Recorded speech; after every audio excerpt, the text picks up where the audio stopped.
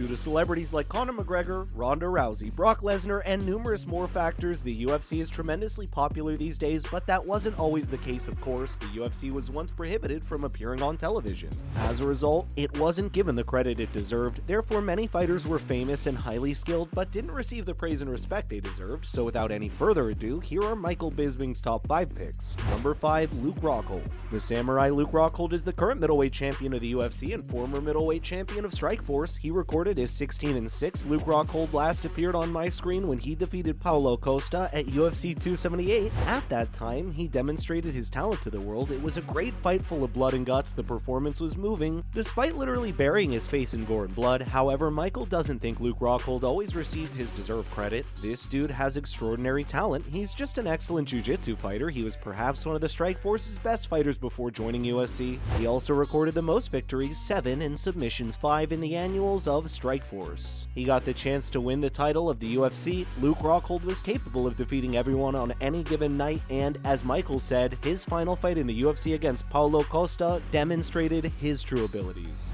Number 4, Rich Franklin. Michael placed Rich Franklin in 4th place as he has a 29-7 record and he's former middleweight champion of the UFC. Newer fans likely aren't familiar with Rich Franklin. 10 years after his retirement, the man was well-groomed, didn't speak negatively, and didn't use foul language. For crying out loud, Franklin, a former math teacher, began competing in mixed martial arts in the late 1990s when the UFC was striving to shed its reputation as a sport of blood and guts. Franklin was one of their key players in this effort. He had a 17-1 professional record before receiving a call to compete in the UFC. After joining the organization, he quickly established a strong reputation by defeating Ken Shamrock in the Ultimate Fight season premiere. He was one of the first fighters in the UFC because, according to Michael, he was a former math teacher who was well-groomed and presentable and could bloody well fight. Additionally, he went on to coach the 2nd season of The Ultimate Fighter and rose to fame. Unfortunately for Rich, he lost to Anderson Silva, who at the time was a relative unknown. And if you looked at Rich Franklin's nose, it was so broken and bent that he would be going in circles if he followed it. You have to hope that someone beats the champion Anderson Silva after losing 2 fights to the champion, but as we all know, Anderson held the record for the longest UFC title run at 2,457 days. Rich Franklin was thus placed in somewhat of a moral limbo. At 185, there's no chance of a title, but at 205, you're undoubtedly undersized. He has competed in several main event bouts at a catch weight of 195. He defeated the man who killed Wanderlei Silva with an axe twice, but he fell victim to Vitor Belfort. But in one of his last fights, he also defeated the Iceman in a bloody 1-round brawl in which Richard Franklin's left forearm was literally severed.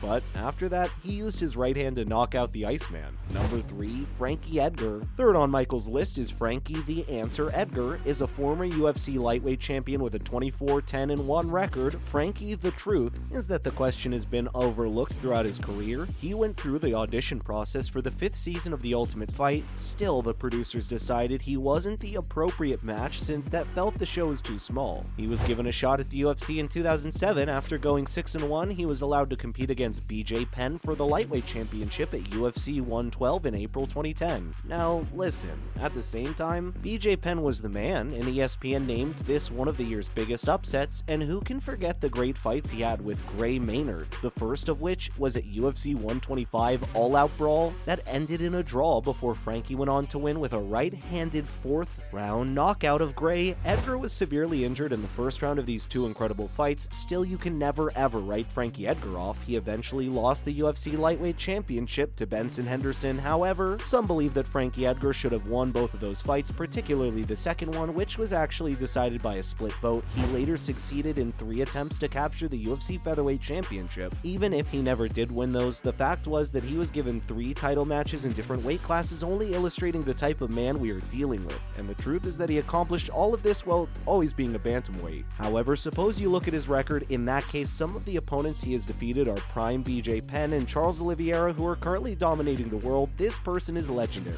Number 2, Sugar Rashad Evans. Number 2 is Sugar Rashad Evans, a former world champion at light heavyweight in the UFC and a member of the Hall of Fame. His records are 19-8-1. Sugar Rashad Evans was a talented racer with solid, robust hands and brazen confidence. He always backed it up inside the octagon. He scored a surprising victory over one and only Mikey B. Now. Michael feels Sugar Rashad Evans is underappreciated because he didn't receive a single victory from 2015 to 2018, and this occurred at the time when the popularity of the sport was really exploding. All of the new UFC fans who were drawn in during the Conor McGregor and Ronda Rousey periods saw only Rashad Evans lose. After 5 years of not having an octagon victory, he finally announced his retirement from the UFC. However, Rashad Evans was never the same after tearing his ACL in 2013. He had to have his ACL rebuilt, and when that didn't work out, he had to have the entire procedure redone. When he recovered, he wasn't the same fighter. All of the speed, explosiveness, and confidence vanished. Sugar Richard Evans was the real deal as per Michael. He described himself as a terrific boxer, wrestler, and combatant who was an even better guy.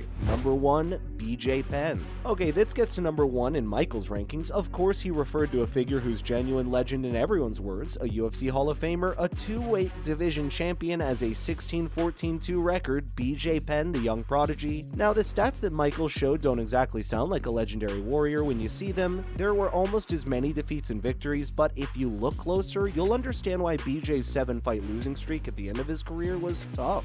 From 2011 to 2019, BJ's opponents were Nick Diaz, Rory McDonald, Frankie Edgar, Yair Rodriguez, Dennis Silver, Ryan Hall, and Clay Guida. He only managed to win one battle out of his final 11 appearances inside the octagon. Because of this, it doesn't fully capture the full scope of the man's abilities. BJ was one of the most adored and gifted boxers of all time, therefore, for his supporters, these 8 years have been excruciating. Now I understand why they call him the prodigy. Under Andre Perenidas, he attached a genuine black belt in BJJ and did so in just 3 years. Lastly, is it common to get a black belt in Brazilian Jiu-Jitsu in just 3 years? No, it usually takes 10 to 15 years. Anyone who's practiced Brazilian Jiu-Jitsu knows how challenging it is to get a black belt. Some never do. That is just insane for BJ to go out there and succeed in 3 years. In 2000, he became the first non-Brazilian to win the World BJJ Championships. He was the second person in UFC history to win a title in 2 distinct weight divisions, lightweight from 2008 to 2010 and heavyweight in 2004. No one since surpassed BJ's 3 successful defenses of the lightweight belt. BJ Penn was reportedly one of the most significant mainstream sensations from the lighter weight classes, according to Dana White. Furthermore, without him, they would have needed much more time to bring around any weight classes lower than 155 pounds, all the way down to flyweight. Listening records don't tell the whole story. BJ was vicious, had amazing jiu-jitsu, gorgeous boxing, was struck extremely hard, had flying knees, good balance, a takedown defense, and a positive mindset. If you look under the surface, the mentality of the BJP as well as their readiness to compete against Lyoto Machida in several weight divisions, he's a true throwback warrior and a living legend as a man. So there you have Michael Bisping's list of the most underrated UFC champions. Please share your thoughts in the comment section. Does anyone else think it ought to be listed there and that Michael missed out? And do you agree with the list? Also, guys, if you have not subscribed to the channel yet, do it right now so you don't miss out on anything. Thanks so much for watching. We'll see you in the next one.